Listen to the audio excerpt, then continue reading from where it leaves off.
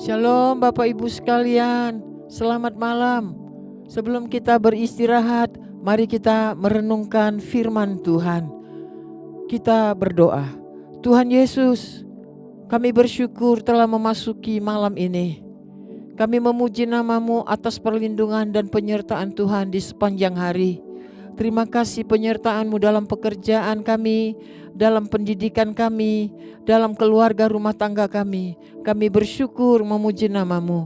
Tuhan, sebelum kami istirahat, kami mau mendengarkan firman Tuhan. Tuhan Yesus berbicara kepada setiap kami. Jikalau sepanjang hari ini kami melakukan pelanggaran dan dosa, ampunilah kami, kuduskanlah kami, supaya hidup kami berkenan kepadamu.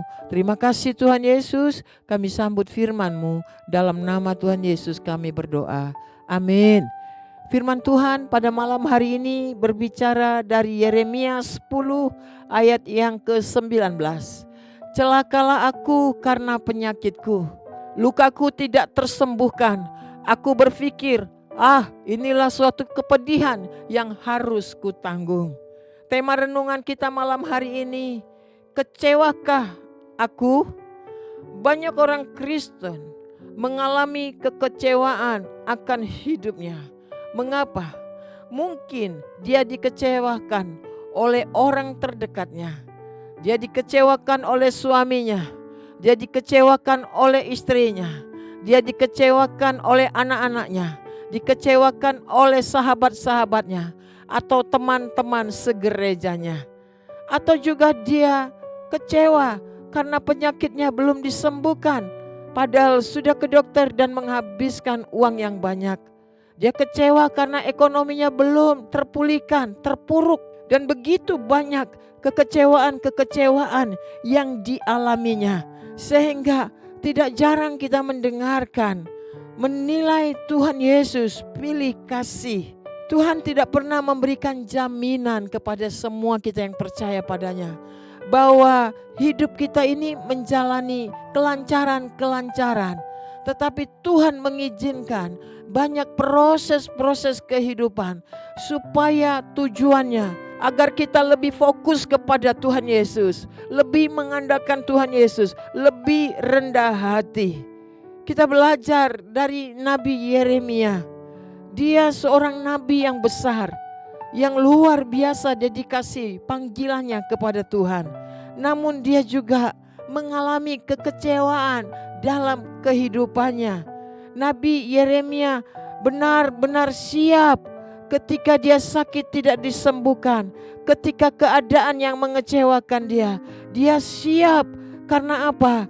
Karena Yeremia selalu menjaga sikap hatinya. Karena saudara, kalau kekecewaan itu kita pelihara di dalam hidup kita, itu akan menimbulkan kepahitan. Yeremia menjaga supaya dia tidak mengalami kepahitan dalam hidupnya. Yang kedua, Yeremia menghadapi kekecewaannya di dalam Tuhan. Artinya Yeremia tidak pernah menyalahkan Tuhan. Yeremia tidak pernah menyalahkan orang lain.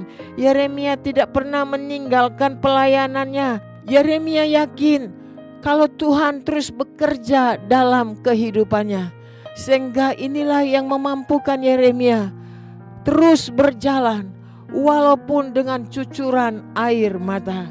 Saudara yang kasih dalam Tuhan Yesus Kristus, dalam Alkitab begitu banyak tokoh-tokoh yang luar biasa yang menjalani kekecewaan tapi tetap setia kepada Tuhan. Salah satu kita lihat contoh Abraham. Dia pernah kecewa kepada keponakannya Lot. Yusuf pernah kecewa kepada saudara-saudara kandungnya yang egois. Musa, Elia, Raja Daud pernah mengalami kekecewaan karena ketidakadilan manusia. Tetapi mereka sungguh-sungguh tetap percaya dan setia bahwa Tuhan tidak pernah merancangkan kejahatan kepada mereka. Oleh karena itu saudara, tetaplah semangat. Jangan pernah menjadikan kekecewaanmu menjadi kepahitan.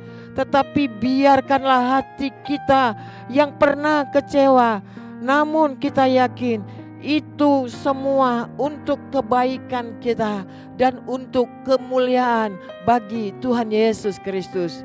Tetaplah bersyukur, tetaplah berharap, tetaplah bersukacita karena Tuhan, bukan karena manusia.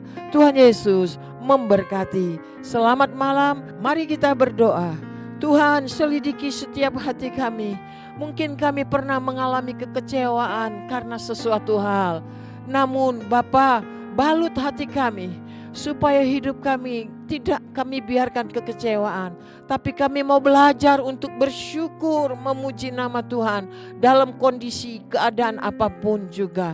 Tuhan Yesus, ini hidup kami, ini keluarga kami, ini masa depan keluarga kami serahkan kepadamu. Kesehatan kami diberkati, dipulihkan, disembuhkan yang sakit. Oh, keadaan ekonomi kami dipulihkan. Kami mengucap syukur, kami memuji namamu. Kami akan beristirahat.